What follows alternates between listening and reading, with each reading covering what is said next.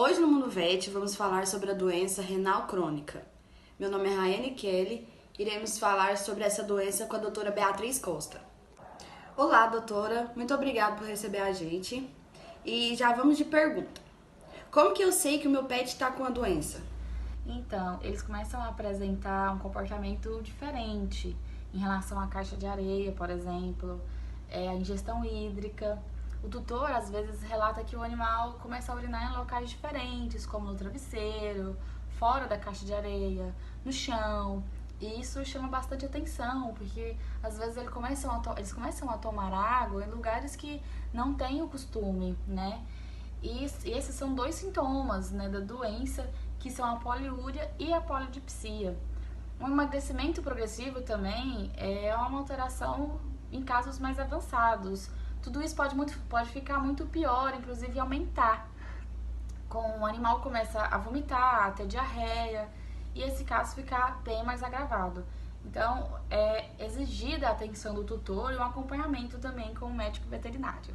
A doença renal crônica no gato, inclusive, tem até uma fama de ser bem silenciosa, porque quando aparecem os seus sintomas, já significa que os rins já estão de 70 a 75% tomados. Por isso que é bastante importante descobrir antes, sempre uma avaliação precoce. É verdade que essa doença em gatos é mais propensa do que em cachorros? Então, os dois podem ter, né? Mas os gatos, eles são diagnosticados 3 vezes mais do que em cães. Inclusive, vivem melhor também se conseguir diagnosticar de forma precoce. A alimentação pode influenciar nessa doença? Então, esse assunto ele é bastante discutido por nefrologistas e nutrólogos, né?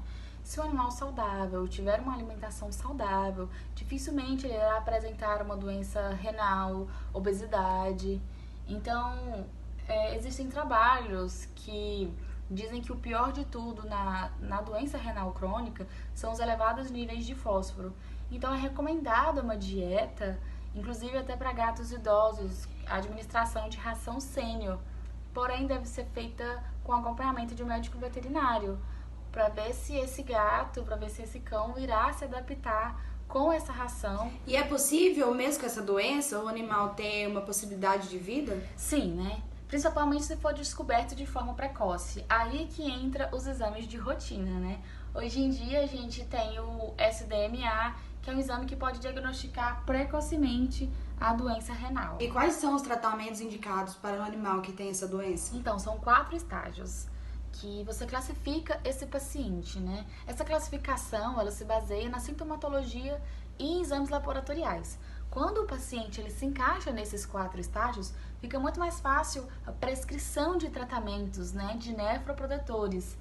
E a chance de não ocorrer a progressão da doença de forma tão precoce fica muito mais fácil. É verdade que a saúde bucal pode influenciar nessa doença? Sim, tem relação direta com a doença perinatal, né? Pelo filme bacteriano na boca, uma quantidade de bactérias nos dentes que pode ganhar os tecidos de sustentação. Um exemplo de gengivas, né? E o osso alveolar. E durante a mastigação, essas bactérias elas ganham os vasos linfáticos e os vasos sanguíneos, né? Fazendo uma bacteremia.